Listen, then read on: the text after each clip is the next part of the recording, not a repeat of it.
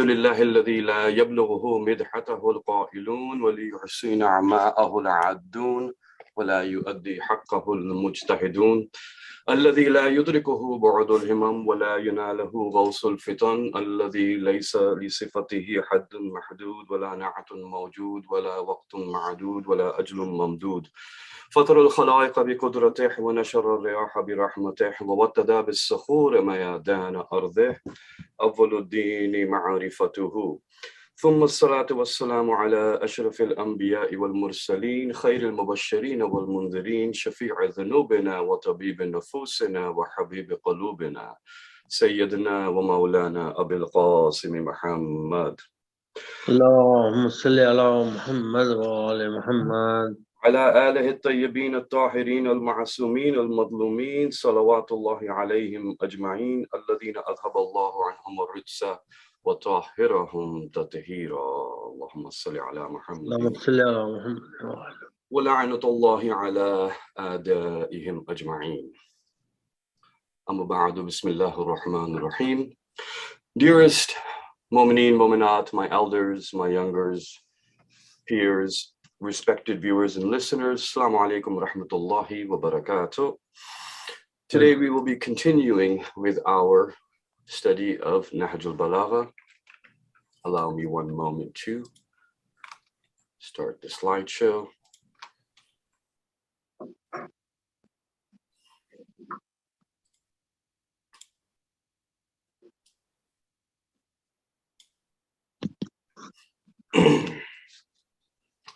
Dearest Momineen Mominat, last time we were discussing the first sermon and we were looking at the creation of angels.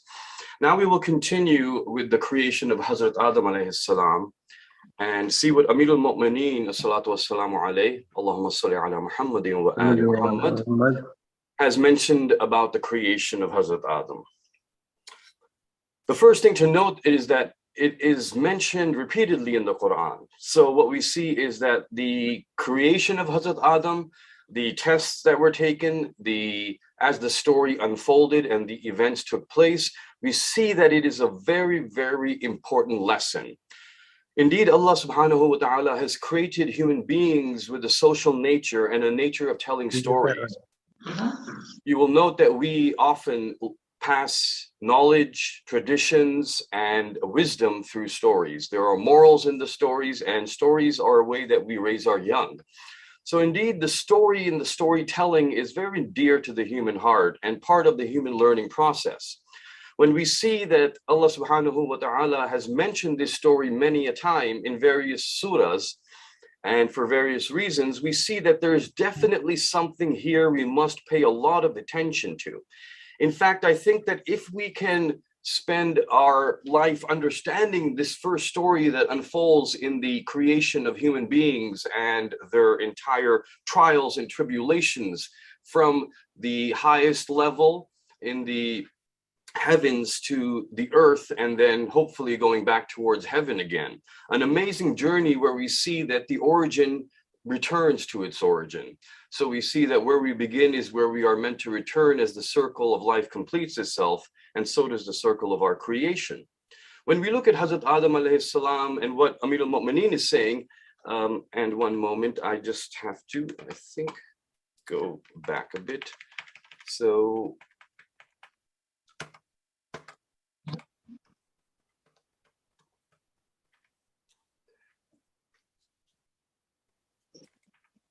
and this is where we begin. We see that Amir al-Mu'mineen is saying Allah created Hazrat Adam from hard, soft, sweet, and sour earth. Now, the qualities that Amir al-Mu'mineen is mentioning here are really quite amazing and noteworthy, because you will see that when we look at these qualities, they are describing, the materials that were used to build something. When one sees any product, creation or even product or something that one is manufacturing in this world, when we look at those things, what we notice is that to know the materials and the qualities of everything that is present there requires intimate knowledge. And the way Amir al-Mu'mineen as-salatu was-salamu alayhi is describing the qualities that were put into the clay is showing us someone who either was given complete knowledge of the way the process unfolded, or somebody who was witnessing the process unfolding, or rather somebody who was part of Allah's medium for causing the process to happen. This means that when Amir al-Mu'mineen is describing how all of this came together, that is incredible.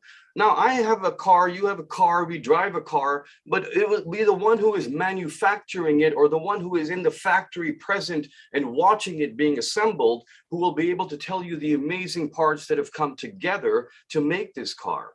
And when we're looking at the clay that is being described here, clay in itself is the material of our body. So the material of our body taken from clay of the earth, which means that the earth in which we are, where we are born and where we are buried back again, this is the material that is coming into our being. So it shows us an intimate connection with the earth as well. And this shows us that our elements within us, the minerals within us, are similar to the elements and the minerals and the various chemicals within the earth. And it also shows us how important it is for us, therefore, to take from the earth and to strengthen our bodies with it. So we see that what we often eat is vegetation, for example, and herbs and vegetables and fruits and nuts. And these things are incredibly useful to us and useful to our body because of that connection we have. So when we realize our connection to the earth, it makes it more understandable why we should be having certain nutrition and not certain nutrition. When we look at DNA itself, Amir al-Mu'mineen did not talk about DNA here directly, although DNA itself is one of the most amazing things about the human body. When we look at DNA and we realize it is nothing but a computer program, it is nothing but a program like a computer program, meaning that when you create a computer software, there is programming, and that programming manifests in how the software is applied and utilized. In the same way, within the human being, we can see that there is a programming, and the programming of DNA is to cause a structure to form. That means that your body is made of the basic biomolecules, which we like to call in nutrition carbs, fats, and proteins. Carbs, fats, and proteins are what we are made of. As we can see, other animals are also made of that, and all biological species. Anything, even in botany, we see that plants and fruits and vegetables, they are made of carbs, fats, and proteins. Even a tree made of carbs, fats, and proteins, and the animals and birds, fish, etc. So when we look at ourselves and we see we are made of carbs, fats, and proteins, and this is formed, and really proteins are the main structure of your body. So we would say that DNA is a recipe for proteins. Therefore, your entire structure is made according to the programming of DNA.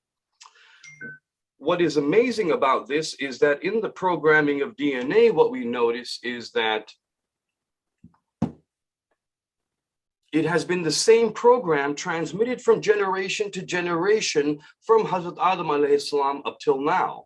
And when we started to make our own computer programs in recent generations, we realized that in our programming, there were many mistakes that were to manifest later that we would realize, and then we would need constant software updates and new versions. And we see that happening with all applications and software that we're using. And in the beginning, there may have been more updates, and perhaps as we gain better knowledge of the mistakes that will occur, we change the programming.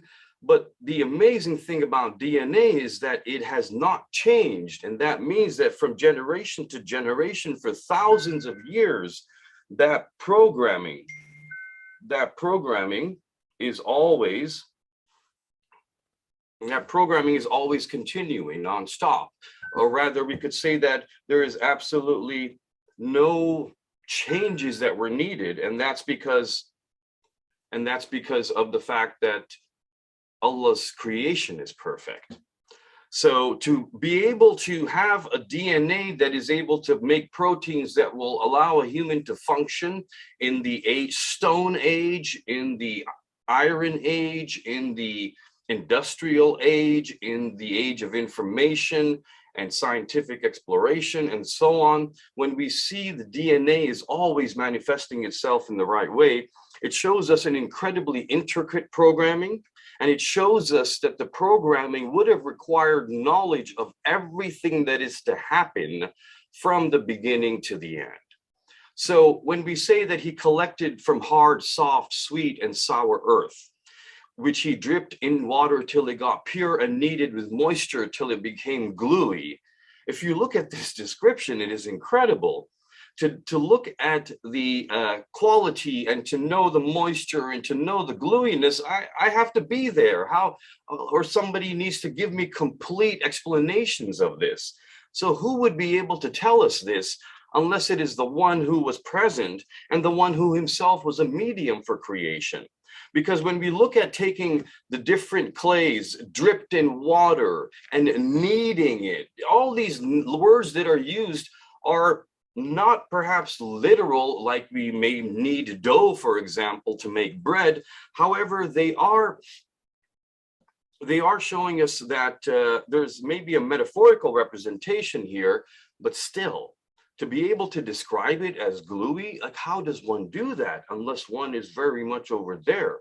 When we look at, when we read Tafsir al-Imam Hassan al-Askari as-salatu was-salamu alayhi, Allahumma salli ala Muhammadin wa ali Muhammad, and we look at various other narrations, we note that Amir al-Mu'mineen as-salatu was-salamu alayhi has said, and he has said that it was him who kneaded the dough of Adam.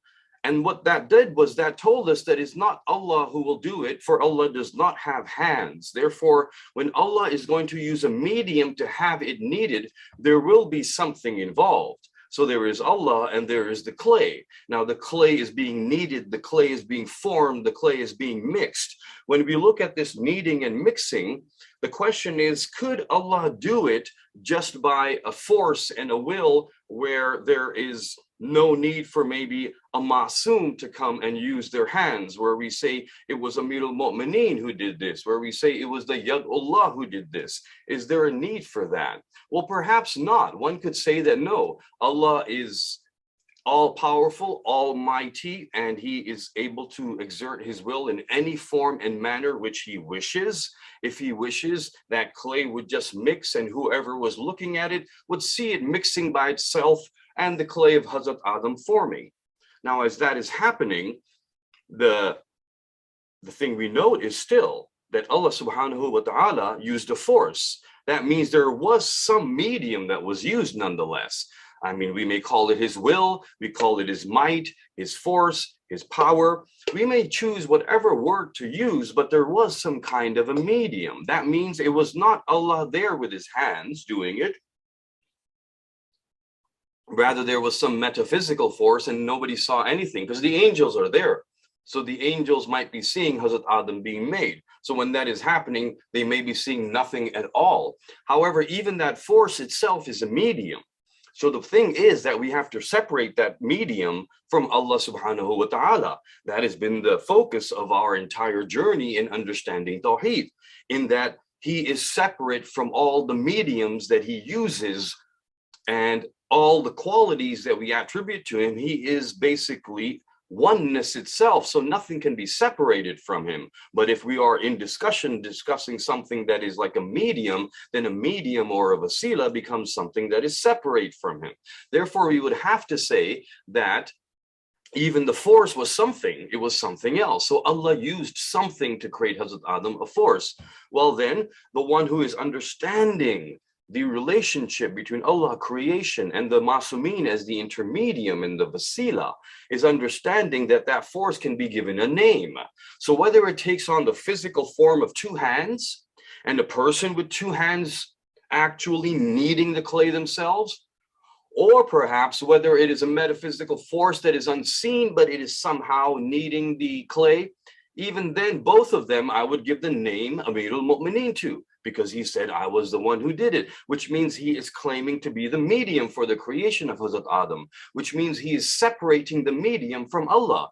So it is not that, Amir al-Mu'mineen is, somehow trying to, he doesn't need to raise his status before us that, oh, look, this is what I did. So when Amir al-Mu'mineen tells us, I did this, it is not to elevate his own status. His status is elevated by Allah subhanahu wa ta'ala. He is called Ali by the one who is Aliul Ala. His name is elevated. And who named him elevated? The most elevated. So what can we say about his status? But what he is doing is actually trying to explain Tawheed to us. So from it, he carved an image with curves, joints, limbs, segments, parts, and solidified it, dried up for a fixed time in a known duration. So there is a fixed time that was appointed, and there was a known duration. And this tells us that the one who is saying this is aware of the timing and the durations as well for how long everything occurred. And that's why we see narrations of it. We certainly see narrations of the time mentioned regarding how long Hazrat Adam's clay was prepared.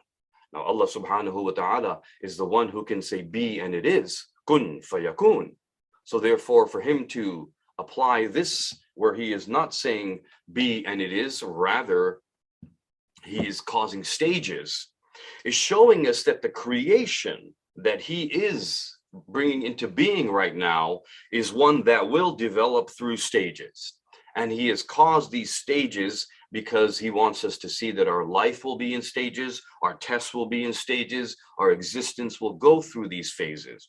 And we may not be aware of what was happening in the previous stage or the next stage, but we are aware of our current stage. And it is the Ma'asumin salatu wassalamu alayhi who have told us about what is happening in the previous stage or what's going to happen in the next stage and so on. However, it becomes very important for us to realize that because it allows us to be a little more humble and allows us to realize our limitations, which does make it a little easier to have realistic expectations in life and to live a life of peace and happiness. Because at the end of the day, that is basically what we want. And we see in Surah Sad, وَإِذْ قَالَ رَبُّكَ لِلْمَلَائِكَةِ إِنِّي خَالِقٌ بَشَرٌ مِّن طِينٍ بسم الله الرحمن الرحيم. قَالَ رَبُّكَ وَإِذْ قَالَ رَبُّكَ. And when said your Lord, لِلْمَلَائِكَةِ, to the angels, إِنِّي, indeed I, خَالِقٌ, will create, بَشَرٌ, I will create a man, مِن طِين, from clay. So this was the declaration in Surah Sad, Surah number 38, verse number 71, where we see Amir al-Mu'mineen mentioning it in this Nahjul Balagah sermon. He is a mixture of clays of different colors and cohesive materials. You see, this is where we see that Allah subhanahu wa ta'ala is putting together differences, opposites, things of different qualities. And who would be able to describe these qualities unless we had intimate knowledge of how human beings were created? And the interesting part is that there are cohesive materials, materials that come together, and there are also divergent contradictories, which means there are things within us that contradict each other. So likenesses and similarities. Allah subhanahu wa ta'ala has no likeness and he has no opposite, as we have said before, according to the narrations of the Ma'asumin salatu wassalamu alayhi. Therefore, when we are looking at ourselves, it is very interesting to note chemically and physically, in the world of chemistry and physics, where we see forces in nature. And when we look at chemistry, we see opposite chemicals attract and like charges repel, for example. When we look at physics, we see that electromagnetism is created by negative and positive charges, which gives us energy, which powers our cities and our industrial civilizations with electricity. So then when we look at this, it is interesting to note that even though Allah subhanahu wa ta'ala has done that, many things we still don't perhaps fully understand why. And for example, when we say our body is filled with opposites, then we note that your body is made of a nervous system that controls everything that happens within you. And it is based on what we call electrical charge. But it is because of the movement of positive charges and negative charges in and out of a cell, which causes our cells to become negative and positive. So everything we do and everything that powers us is the power of the opposites. At the same time, we also see things that are similar within us as well. We note that the lungs are a cooling station and our heart is very warm. They're opposite in temperature. We can see In our body, there are areas that are soft and hard. We see the softness of the skin and the fascia underneath. We see the hardness of bone. And like our body is made of hard and soft, and so is our heart, where we see grief and joy. And to think that we can live a life with only one of these, grief and not, or joy and not grief, it does not make sense. So it shows us that within our physical being, if there are opposites and hardness and softness and heat and cold, then how can we expect that in our life's journey, we will not see those opposites? And Allah subhanahu wa ta'ala, who wants us to know peace and wants us to know joy, will show us peace by showing us turmoil, by showing us difficulties. He will show us happiness by showing us sadness. He will show us joy by giving us grief as well. So these are opposites of each other that will continue to unfold within our everyday journey as we continue to experience things and feel all of this. So there is a certain comfort in it and a certain level of acceptance when we see that it has been put into the very creation of our being. We talk about opposites and likes, and we say opposites attract and likes repel. Yet when we look at the neutron of an atom at the explosion of a star, we see that the nucleus of an atom, is made of many protons. Basic chemistry in school, in middle school, teaches us that the basic atomic models show us that there is going to be a nucleus, and in the nucleus of any atom that is present in the element, there are a certain number of, well, one proton or more, and neutrons as well. Interesting to note is that protons are positively charged, and yet Allah subhanahu wa ta'ala has taken positively charged neutrons and put them all together. And yet he has created the forces in such that the likenesses should repel. So should not a proton repel another proton? Yet how is it that we see in the elements, especially in the ones that come with the heavier atomic numbers, that Allah subhanahu wa ta'ala has caused energy to force protons together? I mean, we learn in school the protons are in the middle, the electrons are on the outside, positive in the center, negative outside, and that's why the negative revolves around the positive, like something like these planets around the sun, or now we have other theories and atomic models to explain the movement of electrons. But what we are seeing is that in the nucleus, you have these which are protons, yet Allah has forced them together. So it begs the question, in a universe in which the laws of nature are such that likeness should repel, how are we seeing protons together? I mean, sure, the neutrons play a role in there, and then what we see is that when we look at the proton, it is made of subatomic particles in which there are negatives and positives attached together. So at the deepest level, there's still a negative and positive. In fact, all of creation in its simplest sense can be boiled down to two things: a negative particle and a positive particle. And just from these two letters, it's like two letters of an alphabet. You have the subatomic particles of the parts of the quarks, perhaps, if we will, the parts of the proton, which are quarks, or if we can divide it further than that, or we can keep on dividing it, we will get to a plus and minus. And at the end, everything around us is more and more of these pluses and minuses.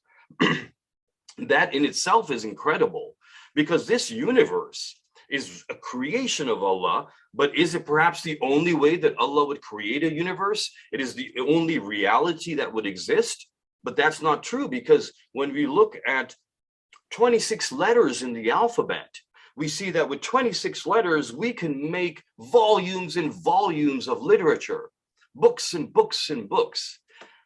These are two letters. And with two letters, Allah has created incredibleness, because our vocabulary and our words, though amazing, are limited. They can be put into dictionaries, and therefore you have a limitation of how many words there would be in a language. But when we look at two letters, and to create the entire universe with all of these variable colors and rays and forces and elements and materials and different kinds of life, and all that is happening around us, it's basically from two letters of an alphabet. If Allah subhanahu wa ta'ala showed us all of his, well, the letters are infinite, but if you took another two letters, there would be a universe completely different from ours. And so we see the contradictories. Then we see that Amir al-Mu'mineen goes on to say that after the creation of Hazrat Adam, Allah asked the angels to fulfill the promise they had made to him and to accomplish the pledge, which was the ahad that they had made by acknowledging him through prostration to him. You will note that in the translation here, the translator has capitalized his and him, indicating it is Allah. So they acknowledged Allah and prostrated to Allah and submitted to Allah. This is definitely a precaution, I would say, on the part of the translator, in the sense that when we look at the tafsir of our Masumeen, if, for example, in Tafsir al-Imam al-Hasan al-Askari, salatu wassalamu alayhi, and so on, in other tafsir as well, we will see that when our Masumeen were asked about this, for example, Imam Jafar al-Sadiq, salatu wassalamu alayhi, Allahumma salli ala Muhammadin wa ali Muhammad, was asked about this. Amir al-Mu'mineen, salatu wassalamu alayhi, was asked about this. Sheikh Saduq has noted this. We see that the Imam said that the angels prostrated to Hazrat Adam in a literal sense, but it was intended for Allah. So it was a worship to Allah. The direction was the direction that Allah told them to prostrate. So what it shows us is that, because one cannot deny that the prostration was to Hazrat Adam, it's in the Quran we see. And we see that, here when we look at the basic, in Surah Swad again, when we see the creation here, verses 72, 73, 74, we were just looking at verse 71 of Surah Swad. فَإِذَا سَوَّيْتُهُ, and then when I form it, وَنَفَخْتُ, and then I blow fihi, in it, مِن رُوحِي, from my spirit, فَقَعُوا لَهُ سَاجِدِينَ. Amir al-Mu'mineen explains very clearly what is the abilities and the qualities of the ruhi, his spirit that he has blown into it. فَقَعُوا لَهُ سَاجِدِينَ, and there all of you will fall into sajda. فَسَجَدَ الْمَلَائِكَةُ, and did sajda all of the angels, كُلُّهُمْ أَجْمَعُونَ, all of them, illa, except for somebody. Now, Iblis. Iblis was not an angel. Perhaps that is why we see his name written in a different verse. Again, in the tafsir, we have seen the Ma'asumeen salatu wassalamu alayhi have told us that Iblis is a jinn, therefore he's made of fire, and Iblis declares this himself as well, saying that khalaqtani min nar, you have created me from nar, fire, and we know the angels are created from light. So it's a very interesting time where we see that you have the angels of light, you have Iblis of fire. So there are creation of light, there are creation of fire, and excuse me. And we see Hazrat Adam, the creation of clay, comes into being, and it becomes a competitive environment. So now we see that the competition is there, and this new being that has come in, made of clay, is the angels claim themselves to be better. They didn't say it, but it was hidden within their words, as we'll see. I'll come to that. And Iblis openly declares himself to be better. The angels did not openly declare it, but it was there. And this will be explained in the upcoming verse, right over here. So now I'm going to Surah Baqarah. And in Surah Baqarah, we see verse number 30 onwards. And when your Lord said to the angels, I'm going to place a Khalifa on earth. And they said, this is where they objected, قالوا, and they said, أَتَجْعَلُ فِيهَا مَنْ يُفْسِدُ فِيهَا, will you place here one that will do yufsid, will do fasad, will do mischief, فِيهَا وَيُسْفِكُ الدِّمَاءَ, and will shed blood.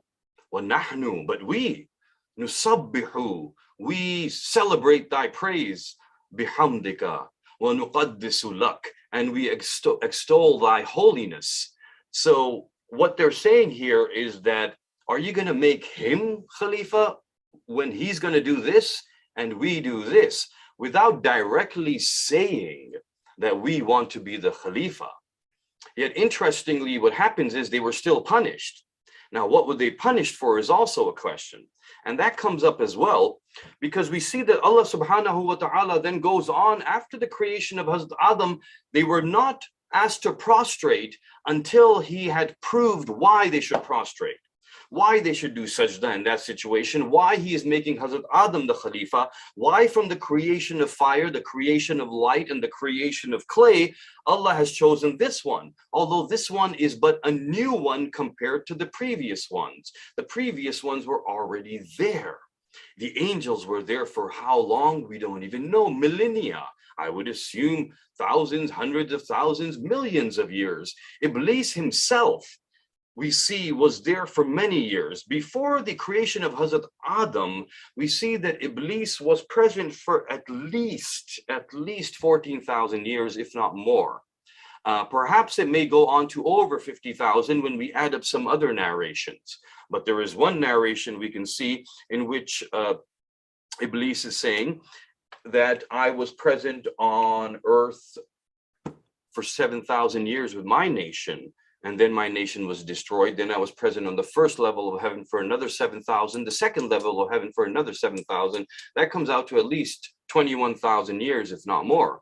What's interesting is that because Iblis is to be our enemy was present before us. Allah not only had our enemy present before us, but he was continuously elevated in status. In a manner, he was being prepared. So although Allah subhanahu wa ta'ala is just, so whatever Iblis is doing, he is fully to blame for it. But we see that Allah is letting him worship, but Iblis is not truly worshiping. Otherwise, he would not have fallen from grace. There was a very important lesson that Iblis did not learn in his worship of Allah. And so when we see that, we see that in a manner of speaking, let me say that Allah is bringing up,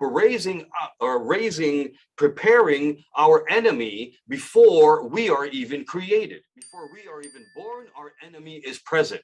And that is the way in which Allah has done many things. Alladhi khalaqal mawta wal hayata. He creates death and then life. So we see death was created before life. And therefore, Allah is creating the enemy of insan before and making him knowledgeable. We see that Iblis in his years gains a lot of experience and learns a lot. What a big advantage he has. This is unfair play almost. This is like you have taken, an adult and put him up against a child in a game, in a sport, in a physical sport where a 30-year-old is now going to play a sport against a 2-year-old. That's not a fair competition. Hazrat Adam comes into being and now Iblis is there ready to be his enemy, and he has been there from before. Yet Allah subhanahu wa ta'ala has chosen this way. And the Bible says the meek shall inherit the earth.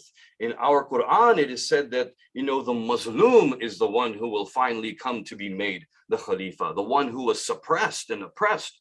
So therefore, Allah subhanahu wa ta'ala has not chosen to, otherwise the creation of light, it would have made sense for the creation of light and the angels to be the mightiest beings and to be his caliphs. But rather they are not. They are doing his service. They are doing things and duties that basically require them to, follow human beings and do things. You have angels that are writing your good deeds and bad deeds. They are angels of light. They are creations that are from a superior material than clay. Shouldn't they not be? Perhaps we should be secretaries. Are they not sitting there watching you and noting everything down? These are not powerful stations. These are stations of service, civil service, you could say, in a manner of speaking, comparing it in our society.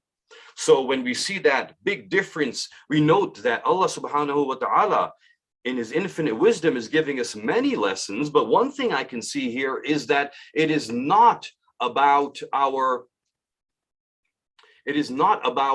you could say, material, but rather there's something else within the human being.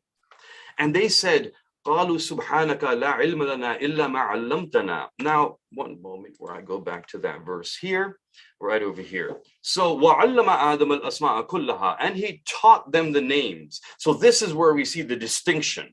The distinction is that this clay, this being of clay, is being taught certain names. And from those certain names comes the superiority, one could say, or one could say the reason for being made the caliph of the earth, even though the angels also claimed it and Iblis also claimed his superiority.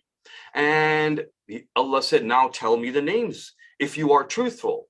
He said, and then he said to them, Ambiyuni bi asma'i ha'ula'i in kuntum sadiqin. Ambiyuni, tell me then these names if you are truthful.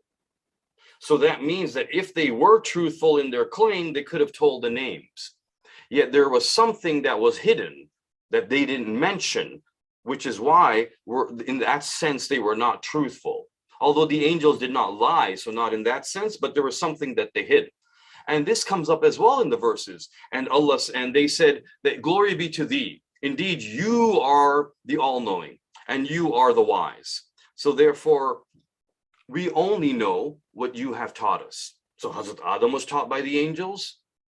Sorry, by Allah subhanahu wa ta'ala. The angels were taught by Allah subhanahu wa ta'ala. Yet we see a difference. And what is the difference? Now, when a teacher teaches and a teacher takes a test, it would not be just for that teacher to teach one student something more and teach the other student something less. And it would not even prove Hazrat Adam's superiority fully or the benefits of this clay. So there is something in this clay we see that Allah subhanahu wa ta'ala is explaining to us. And that is what Hazrat Adam does. And then, قَالَ يَا آدَمُ أَنْبِئْهُمْ بِأَسْمَائِهِمْ. Oh Adam, tell them about these names. Now Allah knows Hazrat Adam will tell them the names, because Allah's words to the angels were, tell me the names if you know, if you are truthful. And to Hazrat Adam, he says, oh Adam, tell angels the names. So he knows Hazrat Adam will tell angels the names. And then what happens is he says, قَالَ أَلَمْ أَقُلْ لَكُمْ. And then he says, and did I not say to you, إِنِّي عَلَمُ, indeed I know, غَيْبَ السَّمَوَاتِ وَالْأَرْضِ, what is hidden in the skies and the earth. وَأَعْلَمُ مَا تُبْدُونَ وَمَا كُنْتُمْ تَكْتُمُونَ, and I am aware of what you are manifesting and what you are hiding. This is where our Masum says in our tafsir that regarding this verse, what the angels were hiding was their desire to be made Khalifa, which they didn't express, but expressed in an indirect way. And Allah subhanahu wa ta'ala knew that they were hiding that. And he is telling them that this is what you were hiding. And it was that desire, although they were not worthy of it. If they were worthy of it, Allah would have made them the caliph. He did not choose to make them the caliph, therefore they were not worthy of it. And if they are not worthy of it, they should not have desired and objected to Allah's decision. Therefore, that was the reason the angels were given the punishment of tawaf, of the Baitul Ma'mur. For 7,000 years they did tawaf, and it is said that to represent those 7,000 years, we do tawaf of the Kaaba 7 times. So therefore, there is also within human beings this nature where they want something and a status that maybe they are not worthy of, maybe something that is elevated to them. So again, it shows us the importance of knowing our place in the creations, knowing where we stand. وَإِذْ قُلْنَا لِلْمَلَائِكَةِ اسْجُدُوا لِآدَمَ فَسَجَدُوا إِلَّا إِبْلِيسَ. And he said to all the angels, therefore do sajda to Hazrat Adam. All did except for Iblis, astakbara. And he did astakbara, which means that he was proud. He did takabbur. He was arrogant. And he became one of the unbelievers. The one who had been doing sajda to Allah for thousands and thousands of years, refusing to do one sajda to Allah's Khalifa, although it was prostration to Allah, it would be considered worship to Allah. But the fact that you have a medium now in between you and Allah is what Iblis is not liking. Up till now, Iblis's sajda, sujood, were without this medium of a leader before him, a Khalifa before him. To follow a Nabi, an Imam, a Masum. This is what requires humbleness, and the opposite of it, to not follow, is takabbur. So therefore we see that the takabbur of Iblis was that he refused the representative of Allah. And because of that, he was an unbeliever despite his constant sajdas to Allah, and although he did believe in Allah. The fascinating thing is that Iblis knows that Allah exists. He converses with him in the verses. He says to Allah, "Khalaqtani min nar wa khalaqtahu min tin." You created me from fire. Iblis in the Quran acknowledges his creation, acknowledges that Allah created him. He says to Allah as he leaves, he says that I will beguile and cause deviation of Hazrat Adam and his offspring. And I swear upon your might Iblis believes in the might of Allah, yet Allah is calling him a kafir. That is incredible. And so why is Allah calling him a kafir then? This is what he did, takabbur, and he refused to follow the rule of Allah. So iman and kufr is not just about believing in tawheed. It is about following the appointed representative of Allah. So one moment while I come back to the actual sermon. Yes. So then Allah asked the angels, and then what we see is that Iblis did not do this. Amir al-Mu'mineen explains it, of course, beautifully. Self-importance withheld him. So this is the reason Amir al-Mu'mineen is describing the mistakes of Iblis. It was self-importance that withheld him, and vice overcame him. So now what is the vice? The vice is his refusal and his objection. He took pride in his own creation with fire and treated contemptuously the creation of clay. So we see that it is now his idea that I am superior to Hazrat Adam because of my being. And we see this not just in Iblis, the jinn, but we see this in human beings till now. In this day of civilization and technology and advancement, where we can speak with any human being on the planet in one moment, where we can access any information that people have come up with, any knowledge, any technology, just by searching for it in our internet highway of information. In this day and age where we should be far more advanced, we note that racism is still a big issue of our time. One of the biggest issues of our time. And we see that basically Iblis is not a racist, but he's a speciesist, he's a xenophobe, he is basically considering himself to be superior from another alien creature. So at least he had an excuse in the sense that he was a different creation. What excuse do we have? We are made from the same clay. He was made from fire. And so Allah allowed him time in order to let him fully deserve his wrath. And that means Allah said, go, you have time till waqt al-ma'lum, and which probably means the day of judgment, or before that, we know also towards the end of Zuhur and the Raj'at, there will be the Iblis will get his due. We will see him getting his due in that time, even before Qiyamah, and then on Qiyamah again. So Allah allowed him, and to complete man's test and to fulfill the promise. So therefore he used now Iblis is going to be used by Allah as the test of human beings. And who is Iblis? The one who is worshiping Allah more than any of the other jinn that had been present, and all of his fellow jinn. And verily we have allowed you a time. Surah Sa'ad, again, we see the same thing. Interestingly, we see that when Imam Ja'far Sadiq salatu wassalamu alayhi Allahumma salli ala Muhammadin wa ali Muhammad was asked about this this claim that Iblis made, that I am greater than him. Khalaqtani min nar wa khalaqtahu min teen. Why should I do sajda to him? He should do sajda to me, in other words. Then Imam was asked, is that true? Is nar greater than clay, than teen? Is there a superiority of it? And the Imam gave a simple explanation. The Imam said, have you not read Surah Yasin, in which it says, you'll have to forgive me for in my pasting on the verses here, I did not notice and that the first letters of these verses is missing, or even the first word in some of them. So Alladhi, and when we look at this verse, it says Alladhi, he is the one ja'ala lakum, who has made for you min ash-shajar, from the tree, akhdari, the green tree, naran, fire. Fa'idha, so that antum, you can, minhu, from this, tu'qidun, take benefit. So that you will benefit from this, you can create fire from this, and you can live your life. Fire, a big part of our life. So our Imam said this, and when our Imam said this, the man said, I don't understand, what's the explanation here? And the explanation was simple. Cause is always superior to effect, in the sense that we know that, for example, when we look at the creation of everything, Allah is the ultimate cause. And so therefore, if he caused the Masumin, then the Masumin are then superior to anything that comes after. And therefore, if he creates the heavens and the skies and the angels, etc., after the Masumina salatu wassalamu alayhi, we see they are the cause of everything coming after, so they are superior. We see that we have to respect our parents, we have to obey them. They are the cause of us. Allah is showing us that although he created us, he has used a cause and a medium. We should always respect that cause. And so the cause of the fire, which is now again the material from which Iblis is made, is fire. And the cause of the fire is the tree itself. So therefore the tree needs to be kindled for fire to occur.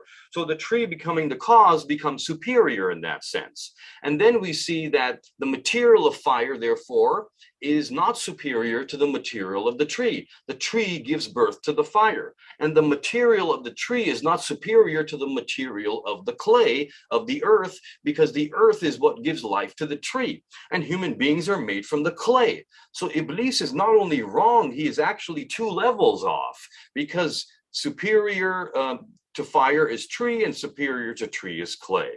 So Iblis was wrong in his conjecture, and even if he had been right, because it's hard for me to argue that Nur is not superior to clay. Who wouldn't want to be made of Nur? Nur is that magnificent light. Nur is something that we know the Masumina salatu wassalamu alayhi are. Nur is, the angels are made of this. Nur we will maybe see in Yawm al-Qiyamah in heaven. What is Nur? Many like me have not even witnessed it yet, but no, we see that even the angels did not have that quality that was given to Hazrat Adam, that was given to that clay. And that clay is that which now we see on the earth is the basis of all life. All life springs from this, all life goes back into this. So now that's what we see of the earth and the clay, and as everything comes out and going back in. But what did Allah put in Hazrat Adam and in the human beings that has caused them to have this distinction, that has caused them to be, able to do something that the others would not do? So that comes up as well, because we see that Amirul Mu'mineen explains that beautifully when he talks about the ruh. And we'll come to that later as we look at Amirul Mu'mineen's explanation of the qualities of ruh. When nafaqtu fihi min ruhi, as I blow my spirit into it. Amirul Mu'mineen as-salatu wassalamu alayhi goes on to say, thereafter Allah inhabited Hazrat Adam in a house where he made his life pleasant and his stay safe. I will come back to the, to the ilm lana and what he had put in him. Or one moment. No, I believe that slide I might have skipped over in my excitement. Let me just go there.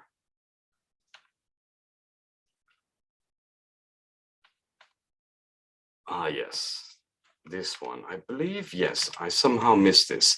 Okay, we'll spend a little time here as well, although I'll be concluding in 5 minutes. Then he blew into it out of his spirit. So this is when نفخت فيه من روحي ثم نفخ فيها من روحه. And what it took was the pattern of a human being. So therefore we see that our ruh came into our ruh is in our body, as we see Hazrat Adam's ruh. Now that ruh is coming into his body, taking on the pattern of a human being. That might indicate that the shape that it takes on now may be similar to the mold of our body as it comes into us. And then what we see is that it is with a mind. So the intellect is coming in with this ruh as well. So the ruh is bringing intellect, aql as we call it. So aql is one of the most important aspects of us indeed. And when we look at aql, we see its importance. In itself, aql is such an important and incredible concept.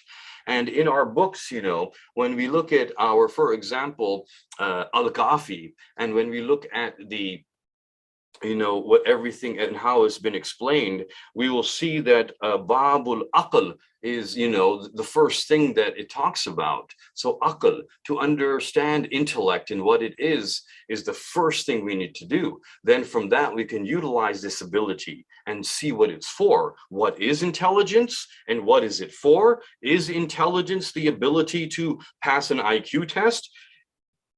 Because the word intelligence is highly misrepresented in this society today.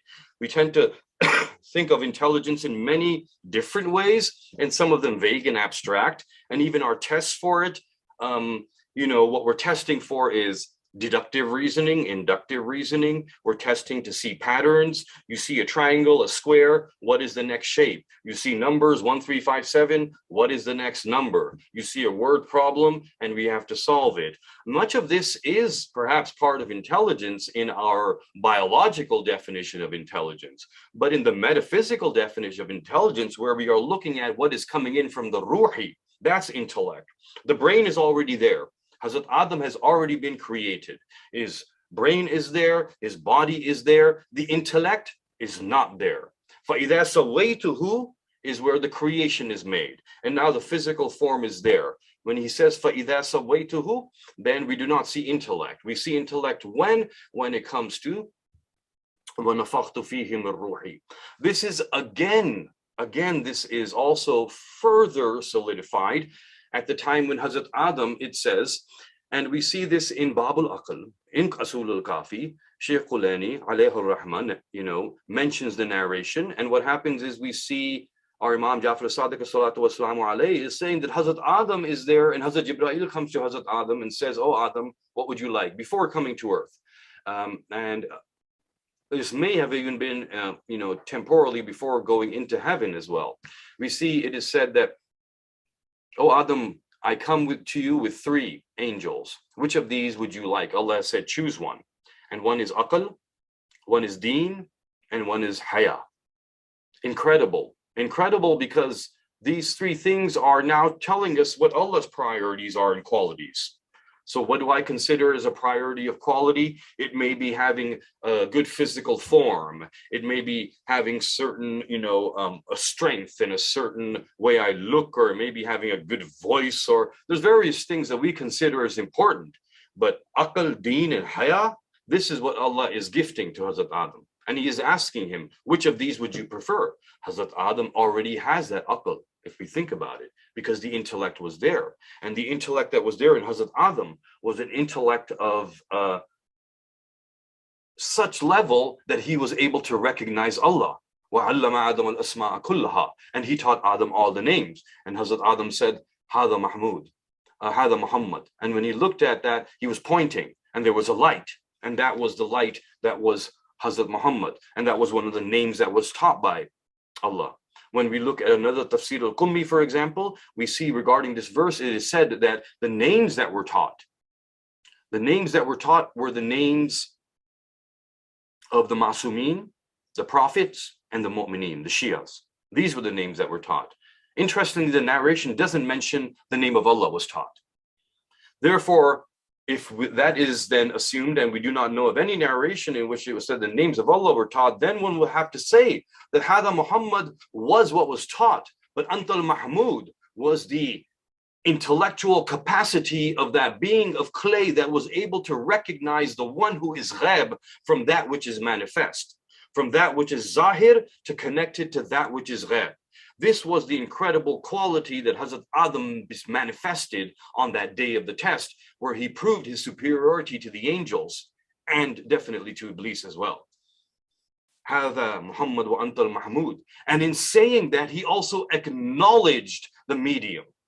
That through this medium, oh Allah, I am recognizing you. Iblis was denying the medium. Iblis did not want to accept the Khalifatullah. He did not want to accept Hujjatullah. He did not want to accept the one appointed by Allah.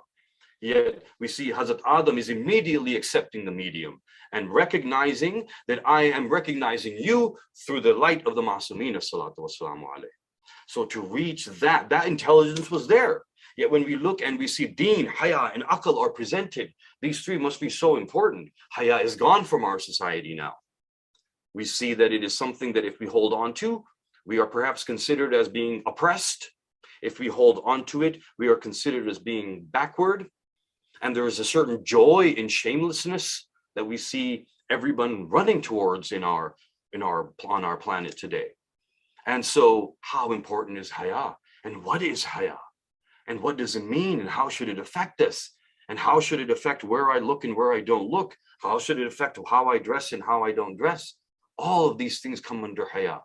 And how should it affect how I behave with everybody around me? So it is an entire word that could actually dictate and allow us to lead a successful life, just haya itself. And deen is incredible. What does Hazrat Adam take? O Adam alayhi salam, who is the prophet of Allah, the Khalifatullah, the one who has just had prostration by the angels, who is this one? And should he not take deen? He is to come to the earth and spread deen. Is he not the prophet? Indeed, he is the prophet. He does not take deen. He says, I will take aql. This is also the aql of Hazrat Adam, allowing him to do this. When he takes the aql, showing you that the most important quality of your representatives of Allah is that intellect, far superior to anyone who they will guide. And then Jibreel says, you have chosen the wise one. You have made the wise choice, O Hazrat Adam alayhi salam, because Allah, and then what happened was, excuse me, let me repeat that. Hazrat Jibreel said, I'm going to take away the other two. Whichever one you take, the other two will come back with me. When aql stays, then the other two don't leave. And Hazrat Jibreel looks at those two and says, come with me now. They say, no, O Jibreel, for Allah commanded us to stay wherever aql is. So aql and deen and haya will go together. Without aql, deen is what we see now. When you see people practicing deen without aql, this is what happens. We see that extremism, terrorism, murdering of humans, and lots of injustices occur.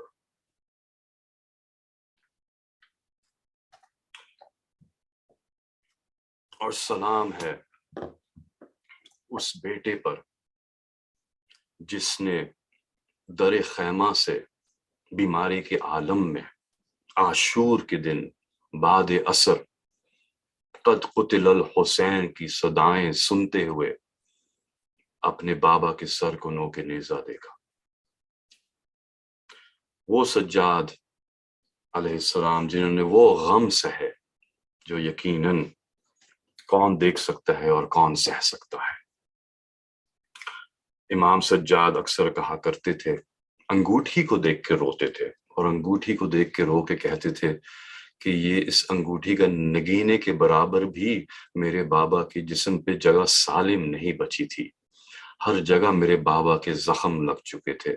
जब पूछते थे लोग कितने जख्म खाए, वहां पे रिवाज था, जंग होती थी, कितने लोगों को किसी ने मारा, कितने जख्म खाए किसी ने, इमाम हुसैन ने कितने जख्म खाए।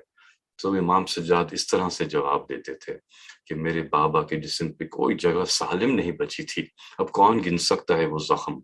हम कह देते हैं 999, हम कह देते हैं 900, हम कह देते हैं कितने, लेकिन इमाम सज्जाद कह रहे हैं कि एक जगह सालिम ना बची थी। फिर कहा कि मेरे बाबा को लोगों ने तलवारों से मारा, तीरों से मारा, नेज़ों से मारा, पत्थरों से मारा, जिसको जो मिलता था उसके जरिए से मेरे बाबा पे जुल्म किया, यहाँ तक कि असाओं से मारा। जो सुन रहे थे सहाबी हैरान हो गए, कहा असा से मौला, मौला असा से कैसे मारा? इमाम कहते हैं कि यजीद की फौज में कई जुम्मे की नमाज के इमाम बुलाए हुए थे जो जुम्मे की नमाज पढ़ाते थे। जब वक्त नमाज हुआ तो वो सब मैदान में आ गए कहते हुए कि जल्द से जल्द हुसैन को मारो कि अब हमें नमाज पढ़नी है, हुसैन को मार के हम नमाज पढ़ेंगे। लोगों ने पूछा, मौला ये बताइए, हमने ये सुन रखा है कि आपके बाबा को ज़िबा किया था तो खंजर पसे गर्दन था, फिर कोई कहता है कि खंजर आगे से चला था। हमने ये तो सुना है कि 13 ज़रबे लगी थी, बस हमें ये बता दीजिए इन दोनों रिवायतों में से कौन सी रिवायत सही है? तो इमाम रो के फरमाते हैं कि दोनों रिवायतें सही हैं। एक पहले शिमर ने सजदे की हालत में ज़रबे मारना शुरू की थी और फिर कई ज़रबों के बाद जब इमाम सजदे की हालत में चले गए थे तो फिर आखिरी ज़रबे शिमर ने पुश से मारी, मिस्ल गोस्फन ज़िबा किया मेरे बाबा को। अस्सलातु वस्सलामु अला नबी व अला औलादिन नबी व आलिन नबी। فسيعلم الذين ظلموا أي منقلب ينقلبون ألا لعنة الله على القوم الظالمين. بار الہ جن مرحومین کی سال کے لیے یہ مجلس رکھی گئی ہے ان کی درجات کو بلند فرما، ان کو جوارۂ معصومین میں جگہ عنایت فرما، جو پریشان حال ہیں ان کی پریشانی کو دور فرما، جو بے اولاد ہیں ان کو نیک اولاد عطا فرما، جو بے روزگار ہیں ان کو رزق حلال عطا فرما، ہم سب کی توفیقات میں اضافہ فرما، ہمارے علم، ہمارے ایمان، ہماری معرفت، ہماری اطاعت، ہمارے امام سے عہد کو قائم رکھنا فرما، اور ان سب چیزوں میں برکت عطا فرما۔ آخر میں آپ سے التماس سے سورہ فاتحہ ہے، آپ سے گزارش ہے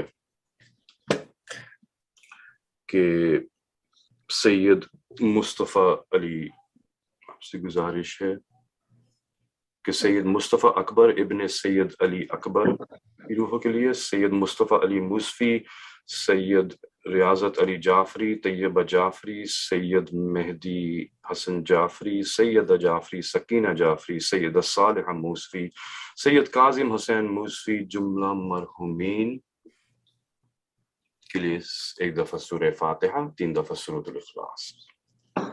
بسم الله الرحمن الرحيم الحمد لله رب العالمين الرحمن الرحيم مالك يوم الدين إياك نعبد وإياك نستعين اهدنا الصراط المستقيم صراط الذين أنعمت عليهم غير المغضوب عليهم ولا الضالين بسم الله الرحمن الرحيم قل هو الله أحد الله الصمد لم يلد ولم يولد ولم يكن له كفوا أحد بسم الله الرحمن الرحيم قل هو الله أحد الله الصمد لم يلد ولم يولد قل هو الله أحد الله الصمد لم يلد ولم يولد ولم يكن له Assalamu alaikum, sisters and brothers. Thanks for joining us today to another informative session by Maulana Shaeba Rizvi. And we are opening the floor for question answers, and any suggestions you have, please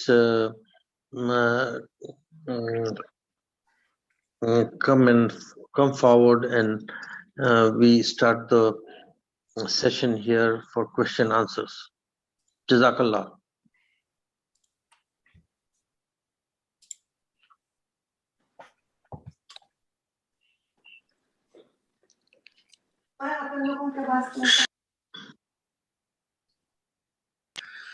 Maulana, Assalamu alaikum. This is Hussein Jafri. وعلیکم السلام حسین صاحب۔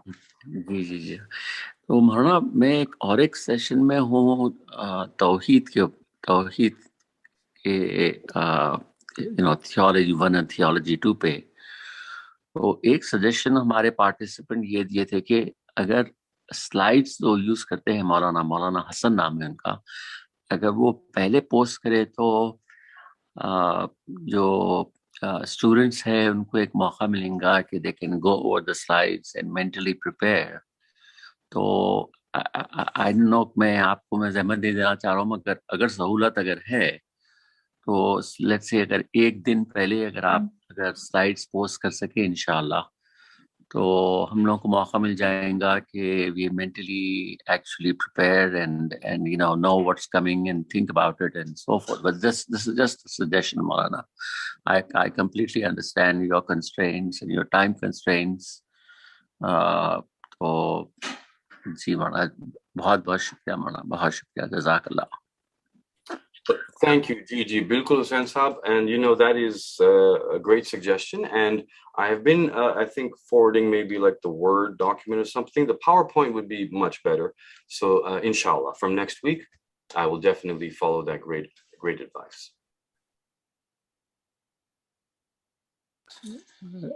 Thank you, Maulana.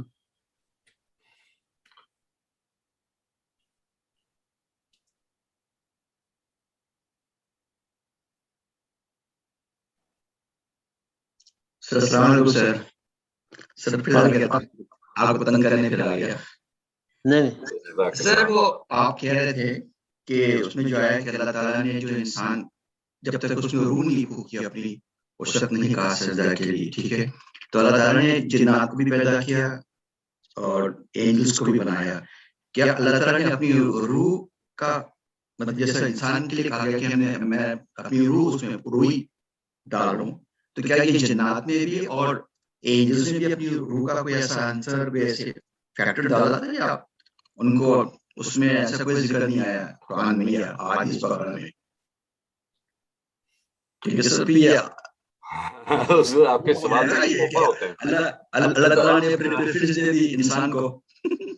आपके सवाल दावत फिक्र देते हैं वाकई, और आई रियली लुक फॉरवर्ड कि आप कोई क्वेश्चन पूछें, क्योंकि फिर पूरे हफ्ते इसके बारे में मैं सोचता ही रहता हूँ, और यकीनन इसके बारे में भी सोचना पड़ेगा, और मैं ढूंढूंगा जरूर, क्योंकि आपका सवाल वाकई अमेजिंग है। अब ये कहीं ऐसी आयत नजर से तो नहीं गुजरी जिसमें क्रिएशन ऑफ जिन का हो या क्रिएशन ऑफ एंजल का हो सकता है अहादीस में, नरेशंस में कोई ऐसी हो जो नजर से ना गुजरी हो जिसमें ये एक्सप्लेन किया हो। तो आई थिंक कि हाँ, डेफिनेटिव आंसर तो बिल्कुल भी नहीं दे सकता। अगर हम इसको ये देखें इस लिहाज से कि अगर intellect is part of the रूह, और फिर इंटेलेक्ट के लिए जो है जरूरी है कि रूह हो, तो फिर we would have to assume जिन के पास इंटेलेक्ट है, that seems like it is, और एंजल्स को भी इंटेलेक्ट दिया। दूसरी हदीस में मिलता है कि अक्ल मसलन जो है इंसानों को दी और फरिश्तों को दी, लेकिन फरिश्तों के पास वो डिजायर्स नहीं थे और हमारे पास थे, तो ये फर्क था। लेकिन इंटेलेक्ट है एंजल्स के पास, इब्लीस के पास भी इंटेलेक्ट है, तो that would I think indicate that yes. Sir intellect और रूह एक चीज है, अलग चीज है? So जो बाबुल अक्ल में जितनी बातें इंटेलेक्ट के बारे में की गई हैं, उससे इंटेलेक्ट की जगह का नहीं पता चलता, इंटेलेक्ट है कहाँ पे। एक तरफ तो ऐसा लगता है कि बाज हदीसों के लिहाज से लगता है कि इंटेलेक्ट जो है वो कल्ब में है, और फुआद नहीं बल्कि जो मेटाफिजिकल हार्ट है कल्ब में है। लेकिन इस बात में जो पहले सरमन में आ रहा है, इससे लग रहा है कि एक साथ फूंक दिया गया। लेकिन जो अमीरुल मोमिनीन ने कहा उससे ये जरूरी नहीं होता, सपोज करें हम कि intellect is actually in the रूह, बल्कि क्योंकि जब हम देखते हैं कि मौत के बाद भी इंटेलेक्ट रहता है, लेकिन कहा जाता है कि रूह जो है उस वक्त डिस्कनेक्ट हो जाती है बॉडी और रूह, तो लेकिन इंटेलेक्ट फिर भी रहता है। तो उस लिहाज से intellect is staying after the physical body is gone, तो उस लिहाज से शायद रूह में है इंटेलेक्ट। अब ये कल्ब जो है ये भी मिस्टीरियस है, क्योंकि ये मेटाफिजिकल है, और ये हमारे ना नफ्स का हिस्सा नजर आता है, और डायरेक्टली रूह का हिस्सा भी किसी ने नहीं कहा शायद, या नजरों से नहीं गुजरा है। लेकिन इस बात से लगता है कि शायद ये मेटाफिजिकल कल्ब भी इज पार्ट ऑफ द रूहानी level of our body, not at the nafs level, not at the physical level. The physical is nafs per ruh. So एक सवाल और था मेरा, I think this is the last one. Sir, ये कहते हैं कि जब एंजल से कहा गया रसूल खुदा को और उनके नाम पूछे गए तो वो नहीं बता सके, राइट? मतलब दिस इज अ कॉन्सेप्ट। लेकिन हम रसूल खुदा की हदीस को देखें तो उनसे पूछा कि आदम से पहले क्या था? उनका जी आदम, उससे अल्फा आदम, उससे पहले मेरा नूर मौजूद था और हम अल्लाह की तस्बीह करते थे, और हमने ही फरिश्तों को तस्बीह सिखाई। Am I right? तो फिर जब रसूल थे, उन्होंने फरिश्तों को तस्बीह सिखाई, तो हाउ कम फरिश्ते कह रहे हैं कि जी we cannot recognize who is he?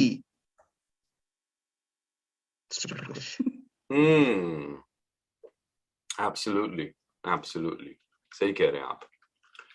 I think here the issue is that intellect, there is an interaction between knowledge and intellect, right? So from intellect alone, knowledge issues. So the fact that Hazrat Adam knew the knowledge, जो कि इल्म दिया गया था, and the angels didn't have that, and the jinns didn't have that.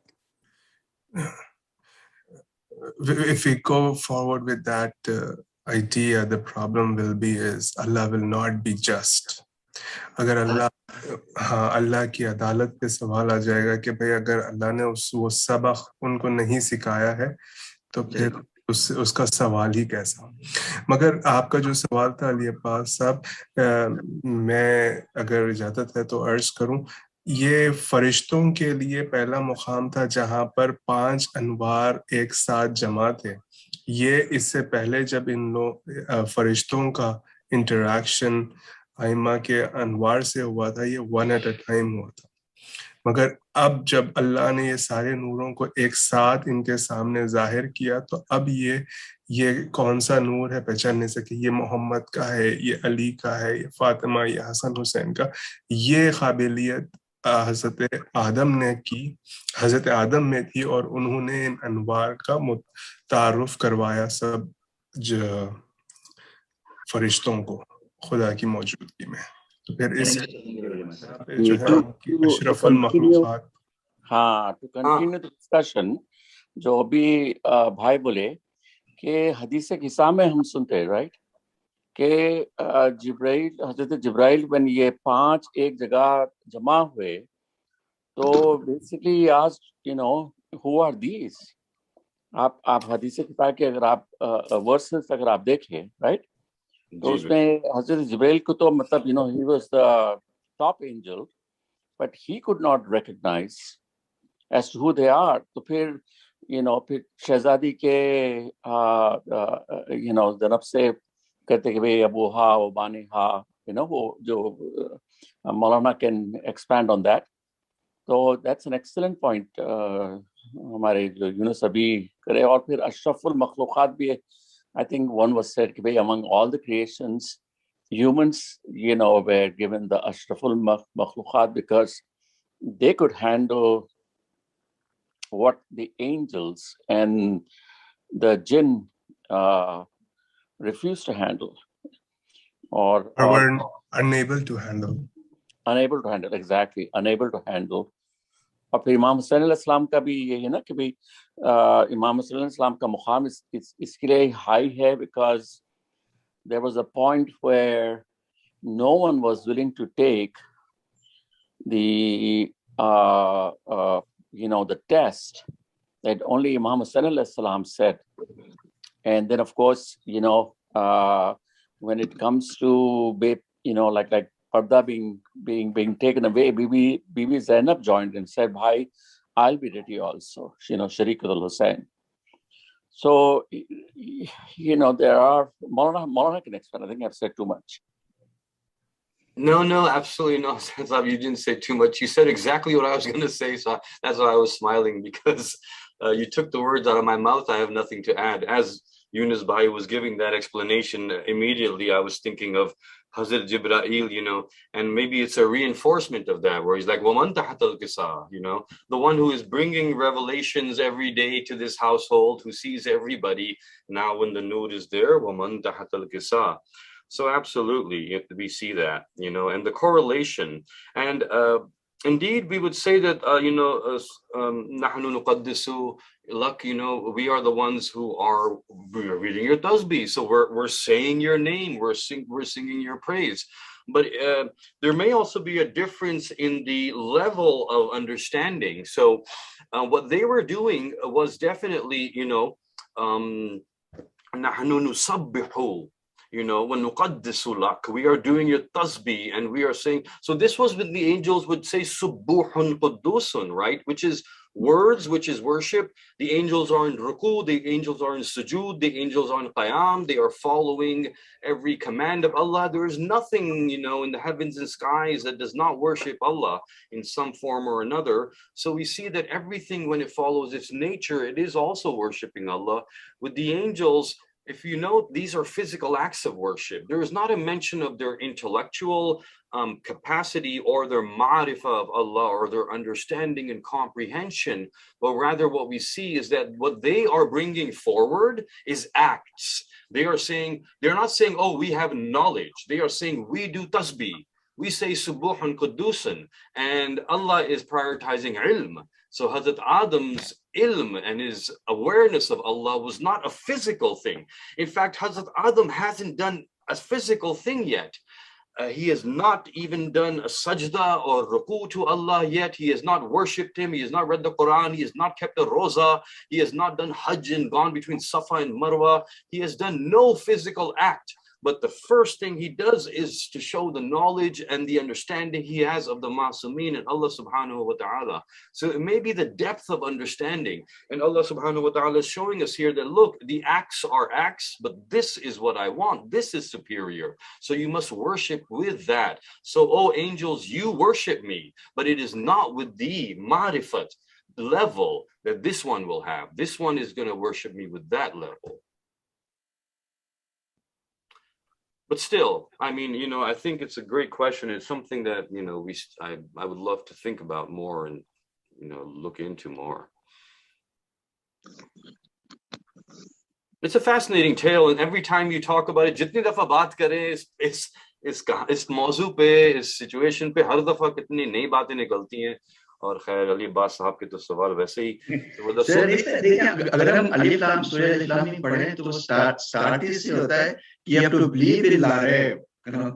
جب تک ہم belief لا رہے دو چیزیں سے لا رہے اور وہ علامہ طالب جوہری صاحب اچھا پڑھتے تھے تو کہتے تھے یہ تو قرآن تمہاری تو ہے ہی نہیں, قرآن تو متقیوں کے لیے, پہلے متقی بنو پھر قرآن کو سمجھو. تو پہلے دو چیزیں لا رہے you have to believe in لا رہے. The first thing is جو ہوا ہے ایسی ہے بس, and then you have to go towards to be a متقی to understand the Quran and its verses. Sir, ایک گزارش اور تھی سر last, if you don't mind. سر کچھ میرے ذہن ہمیشہ نیگیٹو رہتا ہے, I don't know why. سر ہم لوگ امام زین العابدین علیہ السلام کے بارے میں اتنا کم کیوں بولتے ہیں یا کیوں بولا جاتا ہے؟ دیکھیے امام زین العابدین السلام مدینے سے نکلتے ہیں, کربلا تک آتے ہیں, ان کا کہیں پر بھی ذکر نہیں ہے. کعبے میں مکہ میں 4 مہینے ٹھہرے, وہاں کوئی ذکر نہیں. کربلا میں آخر دن آپ کو ملتا ہے کہ جب ان کا ذکر آتا ہے امامتی جاتی ہے, پھر ان کا ایک 2 مہینے کا قیام رہتا ہے, 1.5-2 سال کا جو قیام ہے پیرخانے کا. پھر مدینے میں آتے ہیں. مدینے میں آنے کے بعد ان کا صرف ایک ہے کہ یہ وہ ان کو بلاتے ہیں اپنے ندا کرنے والے کو, وہ آ کے پیغام دیتا ہے کہ یہ قافلہ آ گیا. اس کے بعد امام زین العابدین قصہ جو ہے صرف 3 جگہ پہ, یا تو ہم ایز اے بڑے پیتھیٹک کنڈیشن میں دیکھتے ہیں, sorry to use the word بس کوئی ورڈ نہیں ہے, کہ بھئی وہ اپنے والد کے اور تمام لوگوں کی گریبانگاری میں لگے تھے. حالانکہ امام زین العابدین تقریباً 7 خلاف جو بھی خلیفہ تھے جو بھی تھے اس زمانے میں, ان کا دور دیکھے پوری امامت. I mean he was an imam, right? He was the imam of the creation, all the creation, جتنا creation ہے. ہم کو اتنے لو پروفائل میں کیوں رکھتے ہیں سر؟ بیسکلی میں کبھی دوستوں سے بات کرتا ہوں بڑے سائڈ سے, ہمارے پاس صرف 3 امام ہیں. حضرت علی ہیں جو تلوار لے کے لڑتے ہیں یا خطبے دیتے ہیں, امام حسین ہیں جو پھر ہم دیکھتے ہیں کہ وہ تلوار لیے ہوئے ہیں, یا پھر امام حاضر امام ہیں جو آ کے بدلہ لے گے. I mean دوسرے اماموں کے بارے میں we are not so, ایسا نہیں ہوتا کہ امام زین العابدین کا آئے گا ذکر ہم لوگ بڑے اس میں چلے جائیں گے, امام حسن کا ذکر آئے گا ہم لوگ وہ ایک دم اسٹرائک کرے گا پھر معاویہ کے ساتھ دونوں ایک معاہدہ کرے. I mean why this ہمیں امام کے ساتھ کیوں ایسا الگ الگ رکھتے ہیں کہ اول محمد اور سترہ محمد آخرنا محمد. اس سے صرف ایک گزارش تھی میری کہ آپ کیا حسینیہ میں پڑھیں, جامع پڑھیں, انشاءاللہ پڑھیں حسینیہ احمدیہ. تو سر امام زین العابدین صاحب کچھ زیادہ بتائیں کہ ہاؤ واز ہز پیریڈ, کیونکہ ان کا پیریڈ سر بہت مصیبت کا پہاڑ. پورے سیدوں کو جس طریقے سے مارا گیا, جس طریقے سے زندانوں میں ڈالا گیا, وہ بہت ہی وہ مطلب المناک دور ہے شیعوں کے لیے. اس کے بارے میں سر کبھی بھی میں کبھی نہیں سنا مجالس میں ہم زین العابدین سال میں سوائے 5-6 واقعات کے علاوہ کوئی اور مطلب سم تھنگ ان کے فتوے ہوں گے کچھ نہ کچھ تو ہوگا ایسے امام. نہیں صحیفہ سجادیہ موجود ہے جس میں صحیفہ سجادیہ ان کی دعاؤں کی کتاب ہے, نمازیں ہیں, دعائیں, اوکے فبیل اللہ, دیٹس ویری گریٹ تھنگ. ایسے امام سب کچھ فتوے ہوں گے, کچھ لوگ آتے ان سے پوچھتے ہوں گے. I mean ان 7 خلیفوں کا دور دیکھیں سر. صحیح بات ہے, بالکل صحیح بات ہے, آپ نے بالکل درست فرمایا علی عباس صاحب. جس طرح حق تو ادا ہو ہی نہیں سکتا, بہت سی چیزیں نہیں بیان ہوتی. ظاہر ہے کہ ایک تو یہ ہے کہ وہ جو ہمارے مجالس ہیں جب ہم ملتے ہیں تاریخیں ہوتی ہیں اس اعتبار سے probably ایام اعظم میں ویسے بھی امام کا نام آتا ہے, امام سجاد علیہ السلام کو, تو ویسے آنکھوں میں آنسو آ جاتے ہیں, لوگ فضائل بھی سنتے ہیں تو وہ مصائب کی کیفیت طاری ہو جاتی ہے. شاید یہ وجوہات بھی ہوں, پرابلی ہسٹوریکلی چلنے کی کوشش کرتے ہیں تو ان کے جو ہیں ہم بیان کر دیتے ہیں, کیونکہ ہم ایام اعظم میں ہیں عموماً کو سنتے ہیں, تو ایام اعظم میں جو ہم بیان کرتے ہیں وہ عموماً وہی ہوتا ہے جو ظلم و ستم سہے انہوں نے اور جس طرح سے سب کچھ بچایا انہوں نے. لیکن اگر مثلاً تھرو آؤٹ دی ایئر آپ خاص طور پہ آئی تھنک کہ ان کے لیے خاص طور پہ ان کے جو ایام ہیں یا تو ان کے ظہور کے یا شہادت کے 4-5 دن 10 دن خاص طور پہ ان کے لیے ہو تو یقیناً واقعات ہیں, اور آپ صحیح کہہ رہے ہیں ان کا بہت اہم رول ہے, جس طرح سے شیعوں کو بچایا, جس طرح سے انہوں نے اس وقت کے ظالم حکمرانوں کے جس طرح سے انہوں نے ڈیل کیا اور جس طرح سے انہوں نے شیعوں کی تربیت کی یقیناً. اور پھر بہت سے ان کے معجزات بھی ہیں, کئی معجزات ہیں, تو بہت سے روایات ہیں اور قصے ہیں جو ہم نہیں آتے. اور آپ امام کے زمانے میں ہی زیادہ خیام جو ہوئے ہیں اخلاف وہ زیادہ امام کے زمانے میں ہوئے. ان خیام کا کوئی ذکر ہے کہ کتنے لوگ گئے امام سے پوچھ کے جا کے خلاف کھڑے ہوئے, جنگ کی. I mean this whole history جو ہے نا, ٹھیک ہے باقی بات مانتا ہوں کہ ایام کے زمانے ہوتے تو ہم لوگ بڑے کنجسٹ اور بڑے پریسائز ہونا پڑتا ہے, لیکن I mean کبھی تو I think ہر امام اپنے اپنے زمانے کے حساب سے did resistance. In Imam Zain al-Abidin there is resistance to du'as, and if you look at what Hazrat Mukhtar has done, it was all under the guidance and directions of Imam Zain al-Abidin. Mukhtar Nama literally nearly everywhere hota hai, or, the revolution, Islamic revolution was able to develop a lot of films related to it. But more Mazloom, I think, are even the imams beyond. Like for example, we hardly know anything of our, I would say from 9th to 11th imam are the most Mazlooms. If you really look at historical perspectives, at least because of Karbala, because of things that happened post Karbala, we still know more about Imam Zain al-Abidin than, say, for example, Imam Naqi or Imam Taqi, So, in general, what your point is absolutely right, but it needs more emphasis.